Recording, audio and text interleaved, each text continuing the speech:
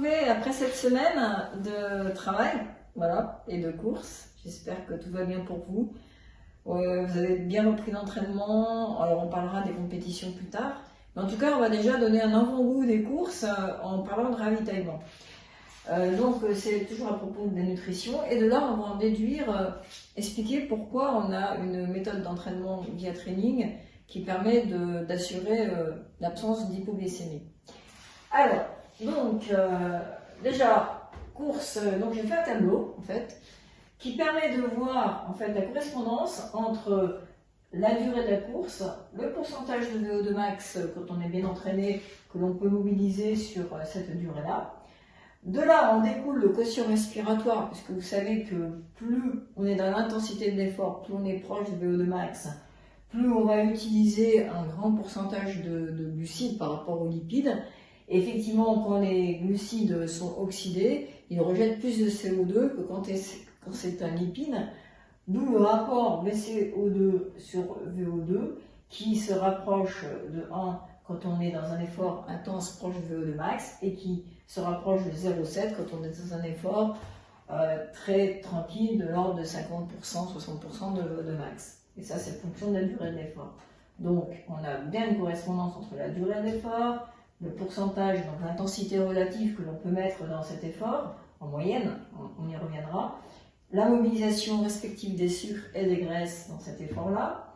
Donc de là, on va en déduire le pourcentage de glucides qui est mobilisé par rapport aux lipides, par rapport à cet effort, à cette durée et cette intensité d'effort, la quantité des grammes de glucides par minute.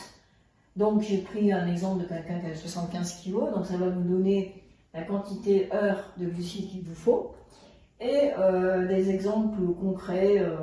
Voilà, je vous ai mis quelques aliments en teneur en glucides d'aliments dont on a envie au fur et à mesure que la course se déroule en fonction de l'intensité de l'effort. Après ça, c'est une application complexe. Ce que je peux déjà vous dire, c'est que moi personnellement, j'utilise plutôt des morceaux de sucre que des boissons de l'effort. C'est une question de goût du sucre complet. Et qu'il vaut mieux pas essayer de prendre des choses dont on n'a pas l'habitude sur une course.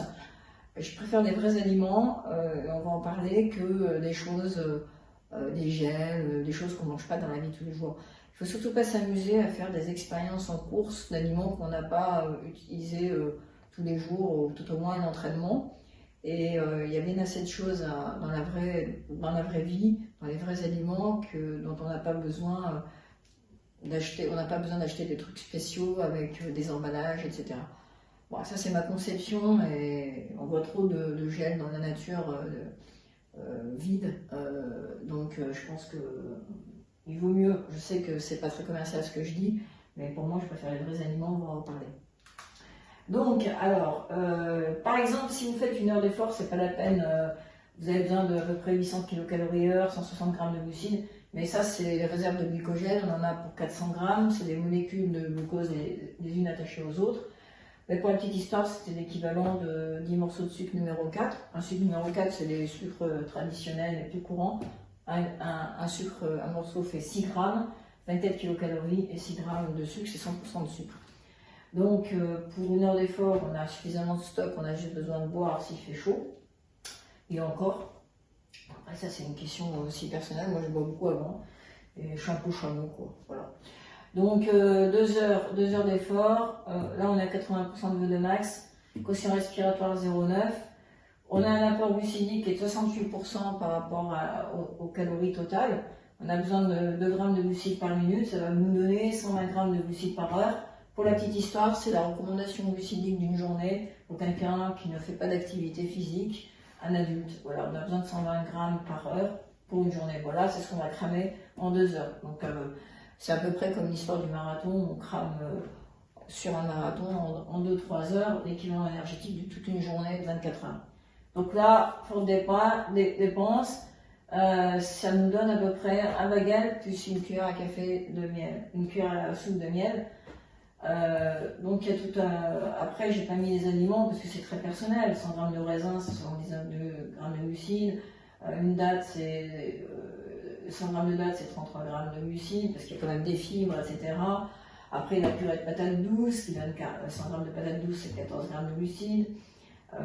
Donc on a les amandes, 9 grammes de glucides, enfin si on mange 100 grammes d'amandes, ça fait quand même 600 kilocalories. Il y a beaucoup de lipides, donc ça ne sert pas à grand chose. 100 grammes de banane, c'est une bonne banane, c'est 12 grammes de glucides. Il y a de la cellulose, hein, il y a de l'eau. 100 grammes de riz cuit complet, c'est 26 grammes de glucides. Pâte d'amande, 21 grammes de glucides, beaucoup de lipides. Et 100 grammes de patates, 17 grammes de glucides. Et 100 grammes de chocolat noir, 85%, 16 grammes de glucides et beaucoup de lipides. Donc après ça, on vous donne en bas de la vidéo la table Sequal qui fait la référence, qui a vraiment la table de la teneur des aliments. Vous pourrez faire votre composition avec des choses que vous aimez. L'histoire, c'est que plus on avance effectivement dans l'effort, là, dès qu'on dépasse 3 heures d'effort, on tombe dans une majorité de lipides. Alors par exemple, 3 heures d'effort, c'est 75% de VO2 max, quand on est bien entraîné. Quotient respiratoire 0,85, on a besoin d'1,5 g de glucides par minute. Et là, on est à 50% d'apport glucidique, 50% d'apport calorique par les glucides et 50% par les lipides. On a donc besoin de 90 g de glucides par heure. Donc 90 g, après on va choisir dans les choses qu'on aime bien. Hein. Ça peut être 100 g de raisin, ça fait 79 g.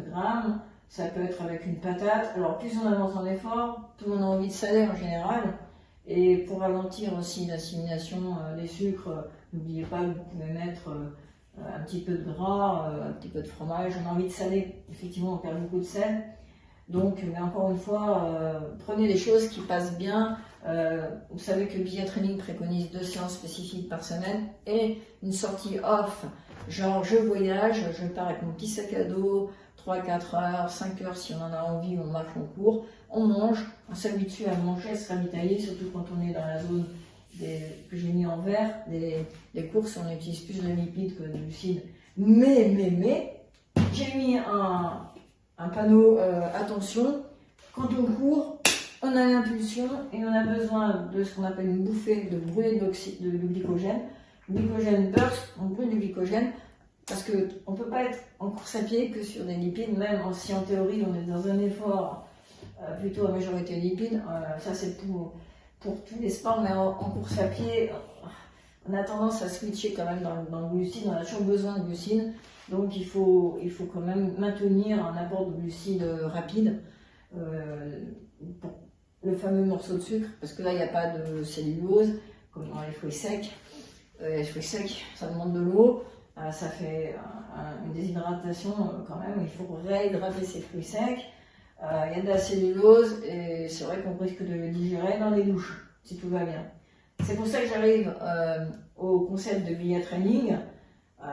Donc des vrais aliments, s'entraîner à manger dans l'entraînement off, mais en tout cas les 2 entraînements spécifiques et basés sur la sensation, et donc ça nous évite de se dépléter en glycogène de façon inutile. On dose son effort par rapport à la sensation et à sa dose de glycogène du jour, et on s'entraîne pour augmenter la réserve de puissance en s'entraînant beaucoup en accélération, en décélération. Si on augmente sa réserve de puissance, vous comprenez bien qu'à vitesse égale, on va être plus loin de VO2 max, donc on va avoir tendance à s'éloigner de la zone où on n'utilise que des sucres, une majorité de sucre. Donc en fait, il y a moins de risque d'hypoglycémie, plus de sécurité, hein, parce que quand on est en hypoglycémie, on a les joues qui se creusent, la sueur, c'est pas le truc vraiment à vivre, et là on se retrouve à pied, comme on dit. À pied, alors dans ces cas-là, il vaut mieux marcher quand on sent que ça arrive et puis quitte à repartir.